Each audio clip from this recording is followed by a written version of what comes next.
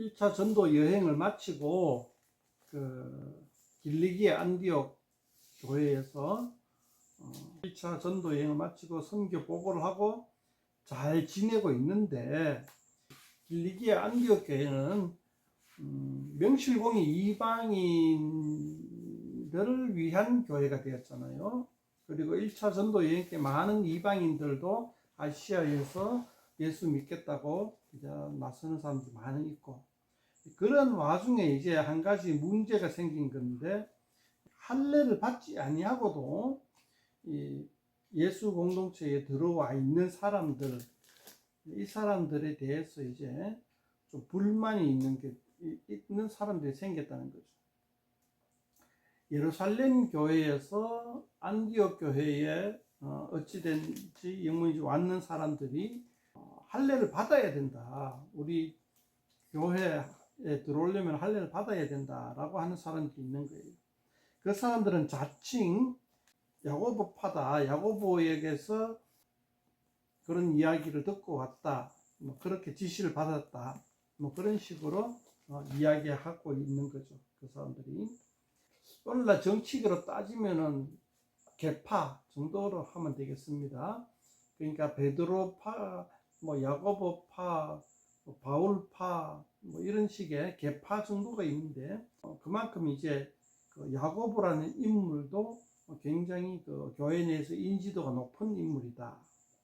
여기 야고보는 12사도들 중에 한 사람이 아니고 예수님의 동생으로 추정되는 사람이거죠. 근데 이 야고보는 예루살렘 교회에서 상당히 인지도가 높았던 것 같아요. 거의 뭐 베드로하고 맞먹는 그런 정도의 이제 인지도가 있는데, 그 야고보의 이름을 팔아서 지금 안디옥 교회에 와서 할례 받아야 된다라고 이야기하는 거예요. 그러니까 이제 안디옥 교회에서 이제 약간의 이제 소란이 일어나죠. 그러니까 분명히 바울은 할례를 안 받아도 된다라고 했는데, 예루살렘에서 온 사람들은 할례를 받아야 된다라고 얘기하는 거예요. 그렇게 이제 그 사람들이 이제 옥신각신하고 있을 때에, 그러면은 우리가 예루살렘 교회에 가서 한번 이야기해 보자.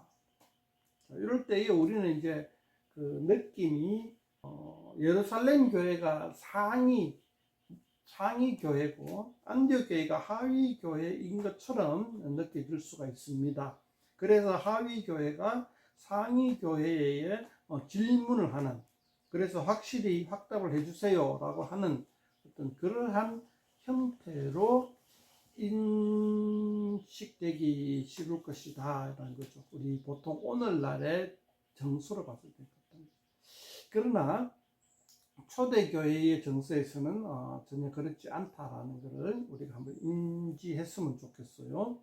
그러니까 그 안디옥 교회나 예루살렘 교회나 동등한 입장이다. 동등하다. 사실 뭐 동등하다는 말도 조금 어폐가 있는 거죠. 동등하다는 말을 하기 위해서는 상위 하위의 개념이 있어야지 거기에 반하는 개념으로 동등하다 하는 건데, 사실 이때에는 상위 개념, 하위 개념조차도 없다. 그래서 동등하다는 개념도 희미하다. 그런 정도. 거기에 대한 개념조차도 없는. 그럼 뭐냐? 안디옥 교회와 예루살렘 교회가 하나가 되고 연합하는 데에 있어서 하나의 걸림돌이 생겼다는 거죠.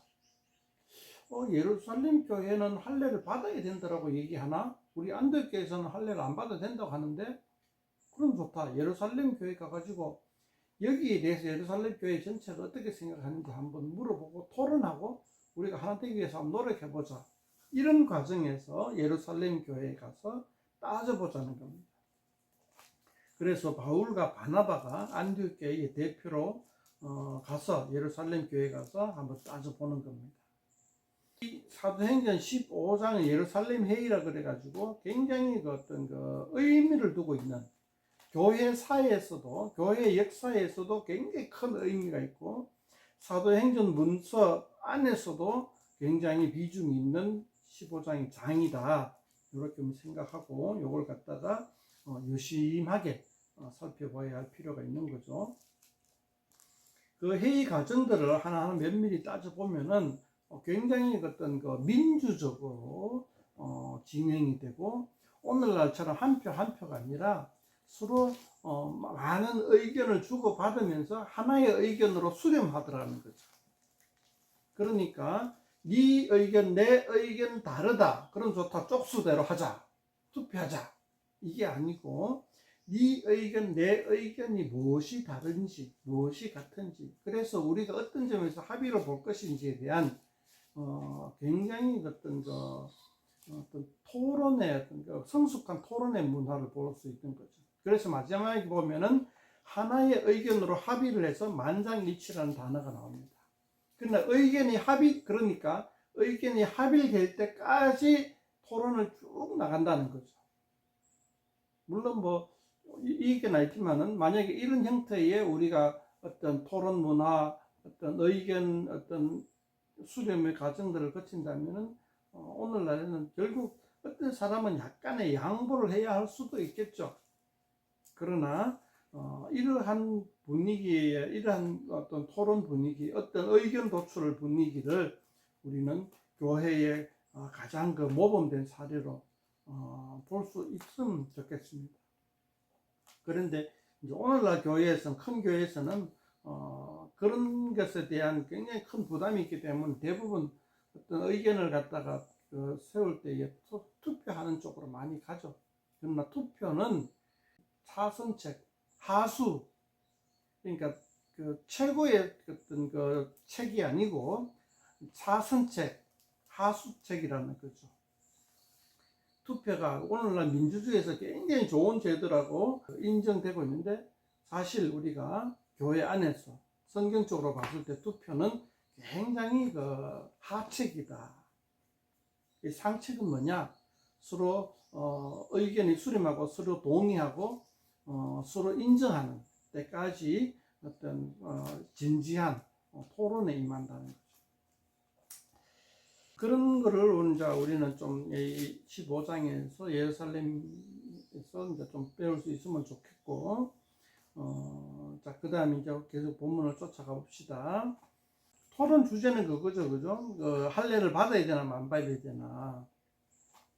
예루살렘에 가서 5절 한번 봅시다. 바리새파 중에 어떤 믿는 사람들이 일어나 말하되 이방인에게 할례를 행하고 모세의 율법을 지키라 명하는 것이 마땅하다.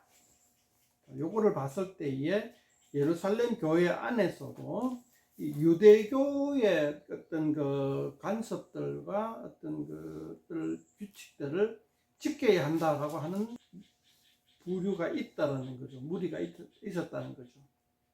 근데 이 사람들도 5절에 바리새파 중에 어떤 믿는 사람들, 바리새파의 유대교의 색채를 가지고 있으면서도 믿는 사람들이라고 칭할 수 있는, 그리고 그 사람들도 교회 안에 한 구성원의 일부다라고 할 수 있는 그런 분위기, 그걸 우리는 이제 연상하고 상상하고 또 받아들일 수 있어야 됩니다.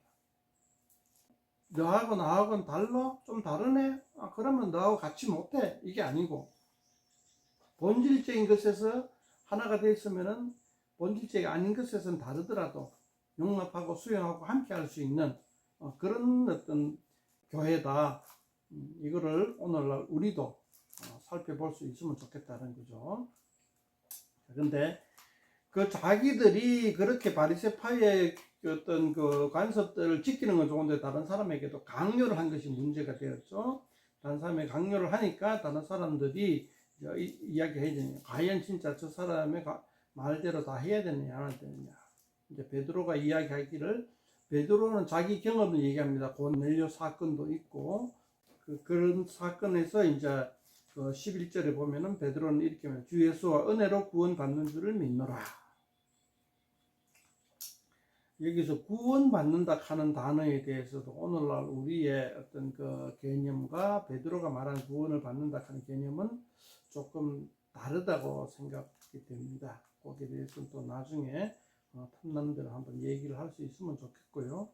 오늘날 우리가 구원받는다 하는 것은 여러 가지 어떤 약간의 어떤 왜곡된, 변형된 그런 개념이다라는 거로 좀 말씀드리고 싶어요. 그 다음에 이제 베드로 다음에 이제 야고보가 이제 대답을 합니다. 야고보 누구죠? 그 안디옥 교회의 어떤 사람들이 와가지고 우린 야고보가 보낸 사람이다 이렇게 자칭 야고보 파닥한 야고보 개파닥하는 사람들 때문에 이 야고보는 상당히 입지가 곤란해져 있는 그 인물입니다. 그런 인물인 야고보가 베드로의 말에 동의를 합니다. 동의를 하고 첨언을 하는 게 이제 구약 아모스 선지자가 쓴 글을 인용을 합니다. 그 인용의 내용에 보면은 이방인들로 주를 찾게 하기를 합니다. 좀 다른 개념인데 한번 읽어봅시다. 16절부터 읽어봅시다. 이후에 내가 돌아와서 다윗의 무너진 장막을 다시 지으며 또 그 허물어진 것을 다시 지어 일으키니 이는 그 남은 사람들과 내 이름으로 일컬음 받는 모든 이방인들로 주를 찾게 하려 함이라. 그건 뭐죠? 이제 그 성전과 이방인과의 관계를 이야기하는 거죠. 성전이 다시 지어졌을 때에 이방인들도 찾게 하려 한다 하는 이야기를 하고 있습니다. 자, 이것을 첨언함으로써 본 주제와 무슨 상관이 있을까요? 지금 현재 그 헤롯 성전이 가장 그 보편적인 성전이에요.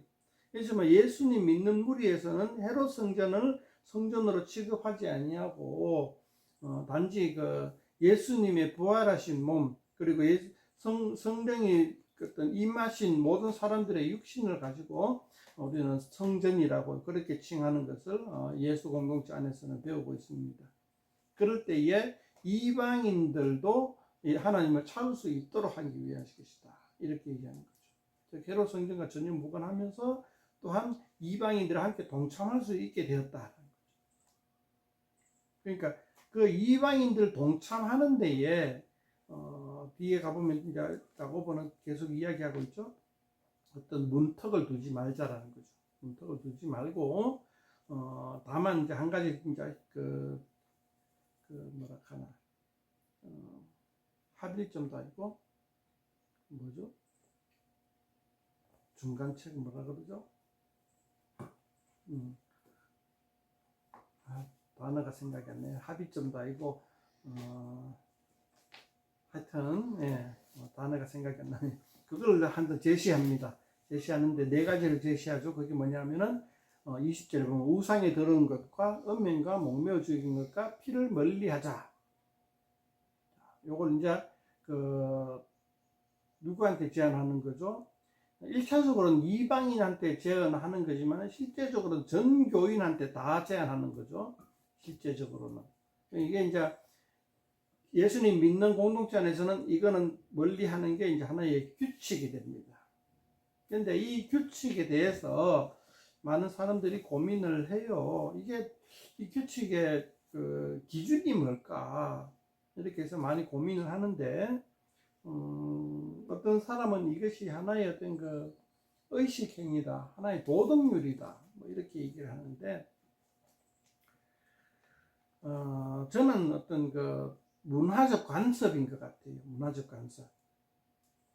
그러니까 20절에 한번 생각해보세요. 우상에 들은 것, 음행, 목매어 죽인 것, 피. 이거는 이제 가만히 보니까 이게 모세 율법 중에 일부분인 것처럼 보이는데 모세 율법 중에 일부분임에도 불구하고 그러면 꼭 요것만 하고 다른 걸 해도 되느냐? 뭐 이런 것도 아닌 거거든요.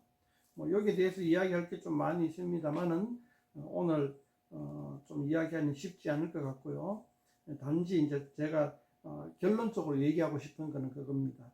이게 문화적 관습이라는 거죠. 이제 그 헬라 세계에 만연해 있는 문화적 관습인데 모세 율법과 모세의 관습들과 정면으로 충돌하는 문화적 관습이죠. 이거는 서로가 참 용납하기 힘든 문화적 관습이라는 거죠. 조금 그 구체적으로 들어가면은 모호한 부분도 있는데 우상에 더러운 것 하는 거는 이제 예를 들면은 이제 음식으로 보통은 우리가 이해를 하는데 저는 이렇게 생각을 해요. 음식뿐만 아니라 우상 숭배하는 그 숭배는 제사 있잖아요. 그러한 것과 다양한 어떤 그 우상 숭배 과정에서 드러나는 이상한 관습들을 더 이제 대충 이제 버무리는 것 같아요. 그 이제 우상에 더러운 것 이렇게 얘기하는 건데요. 그리고 음행도 마찬가지로 우상 숭배하는 어떤 하나의 어떤 그 문화적 간섭. 요즘 와서는 이게 음행하는 게 사창가니 그러니까 성매매니 그런 것들이 종교적 행사와 전혀 상관이 없는 어떤 일련의 행동들이지만은 사실 이때만 하더라도 사도 바울 초대교회 때만 하더라도 음행이라는 것이 종교적 행위와 밀접한 관련이 있다. 종교적 행위와 같이 묻어간다. 이거죠. 음행이라는 것이.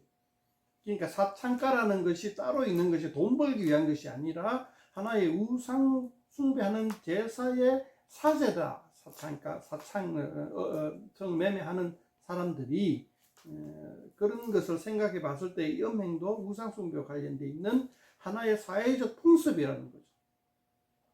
목매어 죽인 것도 그렇게 저는 생각을 하고요. 피도 마찬가지죠. 모세 율법에는 피를 먹지 말라라고 얘기하는 건데 이방인들 헬라 세계에서 피는 하나의 포도주와 같은 음료수와 같이 그런 문화가 있지 않나 그런 생각도 해보는 거죠. 먹기만 할 뿐 아니다. 몸에 바르기도 하고 별 어떤 다른 의식도 사용했을 것이라고 추정되는데요. 어쨌든 그러한 20절에 있던 네 가지가 하나의 어떤 그 이방인들의 우상숭배와 관련된 이방 어떤 그 나쁜 혐오스러운 문화적 간섭이다. 이렇게 한번 생각을 해봐요. 오늘날로 한번 적용을 한번 해보자면 저는 그렇게 생각을 해요. 그 성소수자의 문화가 있잖아요. 그죠? 굉장히 그 어떤 우리 전통적인 사회의 구성원들이 쳐다보면은 굉장히 역겨운 문화예요. 퀴어 축제라든가 그 사람들이 하는 것들이.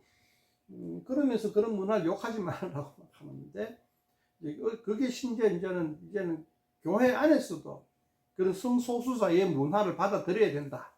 그렇게 해서 어느 교파에서는 이 게이라 그러니까 남자와 남자가 결혼했는 게이나 레즈비언이나 그런 사람들도 목사 안수를 주고 교회에서 설교하는 그런 사례들도 들려오곤 하는데, 제가 봤을 때는 교회 안에서는 그런 세상 풍조를 따라가지 않도록 하는 것이 좋겠다라고 하는 가계를 하는 것이 우리 예루살렘 회의의 정신을 받아들이는 것 아닌가 이렇게 생각을 해봐요. 오늘날 세상에 보면은 각종 이상한 풍습들 많이 있잖아요. 가장 제가 비슷한 예로 이제 그 성소수자의 문화를 예를 들었는데, 다른 것들도 우리가 얘기하면 많이 나올 거예요, 아마. 그죠? 근데 그런 것들은 교회 안에서 성도들은 금지를 하자. 이렇게 한번 이야기를 해보는 것도 있을 거예요. 근데 자, 21절에 보면은 이는 예로부터 각성에서 모세를 찾는 자가 있어 안식일마다 회당에서 그 글을 읽음이라. 이렇게 했어요. 자, 그럼 이렇게 네 가지를 금지한 이유가 모세의 율법과 너무나 충돌되기 때문에 서로에게 혐오감을 일으키기 때문에 하지 말자. 이렇게 한 거죠. 그러니까 다른 어떤 큰 이유가 없어요. 서로 문화적 그 충격이 너무 크기 때문에 그렇다. 이거예요. 그래서 이제 오늘날 우리도 교회 안에서 어떤 그 도덕적으로는 크게 그럴 수도 있지 하는 문화를 교회 안에서는 좀 문화적 충격이 심하기 때문에 우리가 그거는 좀 절제를 하자 하는 그러한 어떤 것들도 교회 안에서 꽤 많이 있죠. 예를 들어가 우리나라 선교 초기에 교회는 기역자처럼 생겨서 예배당이 기역자처럼 생겨 이쪽 편에는 여성도님들이 저쪽 편에는 남성도님들이 앉아서 같이 예배를 드렸어요. 그러니까 서양 문화에서는 남자 여자가 한 홀에서 같이 예배를 드리는데, 우리 조선의 문화에서는 남녀 칠수부동석을 해가지고 한 홀에서 같이 예배를 못 드렸어요. 그래서 예배는 같이 드리는데 따로 되어 있는 거죠. 남자석과 여자석이 따로 되어 있는 거. 그런 것들이 어떤 오늘 예루살렘 교회에 결의한 것과 비슷한 어떤 취지다. 그렇게 생각해 보면 좋겠어요. 우리는 또 서양에서 왔기 때문에 서양의 그 어떤 예법 중에 하나가 실내에서는 모자를 벗는 것이에요. 교회에서도 요즘은 다르지만은 제가 어릴 때만 하더라도 교회에서는 예배 드릴 때는 모자를 쓰면 안 됐었어요. 모자 쓰면 굉장히 그 신뢰가 되는 거였어요. 그거는 초대 교회의 전통이 아니고 서양 교회의 전통이에요. 실내에서 모자 쓰는 거는. 우리나라 조선은 실내에서도 갓을 썼죠. 네, 남의 집에 가면 자기 집에서 잠잘 때 외에는 항상 남의 집에 가서도 늘 갓을 쓰고 있었던 게 우리나라의 유교적 예법이었는데, 서양 예법을 따라 가지고 실내에서는 모자를 벗는 것 쪽으로 뭐 그렇게 변했어요. 그런 것들이 하나의 어떤 문화적 풍습이죠. 그거 이제 그런 것들은 어떤 그 크게 크리티컬한 문화는 아닌 거죠. 근데 오늘날 이거 이 15장 예루살렘 회의에서 했던 20절에 나오는 네 가지, 이것은 굉장히 문화적 충격이 큰 것들, 이고 그렇기 때문에 금하는 것이 옳다, 이렇게 이야기를 합니다. 이제 요게 이제 약간 도덕적으로도 문제가 있는 것처럼 보이죠, 그죠? 네, 그러나 사실 우리가 초연해지면 도덕적으로 문제되지 않을 수도 있는 것들이 초연해지면. 그러니까 이 음행이라는 것이 생각해 보면 자꾸 이런 말 하니까 좀 더러워지는데 입이 그러니까 그거예요. 이 헬라 세계에서는 이 음행이라 하는 것이 하는 것 중에 한 부류가 뭐냐 하면은 공연, 그러니까 음란 공연이 있어요. 음란 공연도 큰 비중이에요. 이것도 하나의 음행으로 분류할 수가 있겠죠. 그런데 그런 음란 공연이라 하는 것이 하나의 공연 문화로 보면은 소연해질 수 있는 거죠. 그것도 하나의 예술 행위로, 오늘날처럼 예술 행위로 따지자면 뭐 소연해질 수 있는 거죠. 그러니까 제 말이 좀 억지로 있는데 말하자면 그렇다는 겁니다. 이 20절의 내용을 어떤 그 도덕적으로 소연해질 수 있도록 바라볼 수도 있다는 거죠. 그러니까 20절, 21절을 관련시켜 봤을 때 이것이 도덕적으로 윤리적으로 나쁘기 때문에 금하자 라는 것이 아니라 21절을 봤을 때에 문화적 충격이 엄청나기 때문에 금하자 라는 쪽으로 야고보는 취지를 설명하고 있다는 겁니다. 그걸 설명하기 위해서 제가 이제 다양한 예를 들어 본 건데, 그렇다고 해가지고 뭐 문화적으로 엄청난 충격이 있기 때문에 오히려 이것이 도덕적으로 윤리적으로도 어떤 비윤리적이고 비도덕적이라고 판단할 수도 있는 거죠. 그러니까 문화적 간섭들이 완벽하게 도덕 윤리와 별개의 것이다 라고 못 박을 수는 없는 거죠. 하나의 관련이 있는 거죠. 문화적 특성을 잘 이해해주고 존중해주는 것이 또한 도덕이고 윤리일 수도 있다, 이거죠. 말이 좀 어렵고 꼬이는 거죠, 그죠? 그러니까 또 아니면 뭐가 아니고 서로 좋은 게 좋다, 상대방을 이해하고 존중해주자, 뭐 이런 정도 취지로 설명하면 좋겠습니다. 자, 이렇게 해서 이제 예루살렘 교회와 안디옥 교회가 지도자들끼리 그리고 많은 토론을 통해서 많은 성도들이 함께 참여한 곳에서 토론을 통해서 이제 합의를 한 것입니다. 이 합의를 한 것 가지고 이제 나머지 안디옥 교회나 저 터키 지방에 있는 사도 바울이 1차 전도 여행 때에 전도를 세웠던 교회들에 가서 이런 것을 세웠다라고 이제 알려주기 위해서 이제 바나바와 바울뿐만 아니라 예루살렘 교회에서 유다와 실라까지 합쳐서 이제 여행을 갑니다. 예루살렘 교회의 지도자인 유다와 실라가 안디옥에 가서 이제 이야기를 해주는 거죠.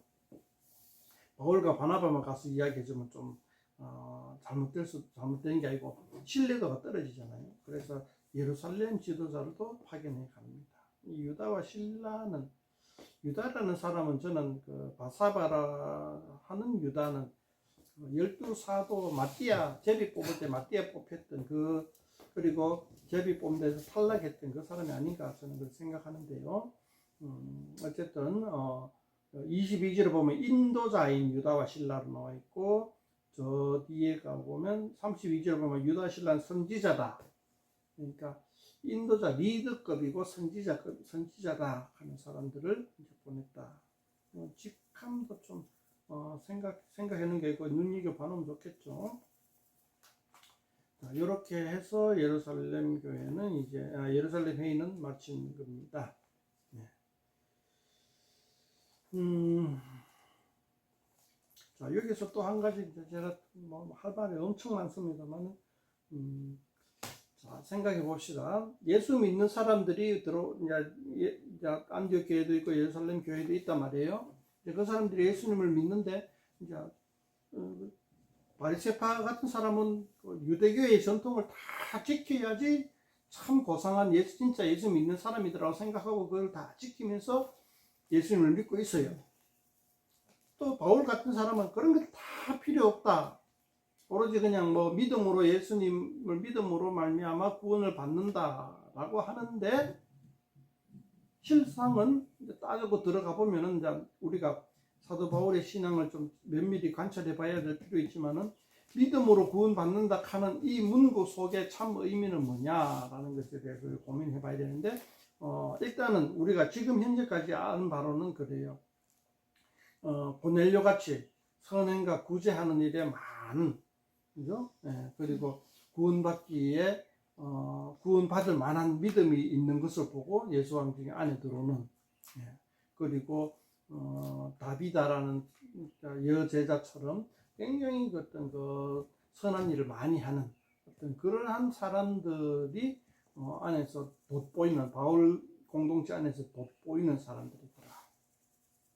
그런 어떤 다양성이 있는 교회 안에서 이런 어떤 그 네 가지 금지 사례를 딱 못 박은 거 이게 무슨 의미가 있는가? 자, 요즘은 어떤 종교단체인지 가면은 그 종교단체에 그 어떤 지켜야 할 룰이 있잖아요. 저는 기독교에 몸담고 있기 때문에 기독교에서 지켜야 하는 룰에 대해서 잘 안다고도 할 수 있지만은 오히려 자각하지 못하는 게 있을 수가 있죠. 그러니까 세상 사람들이 볼 때에 저 사람은 기독교인이다 아니다를 뭐로 판단하느냐?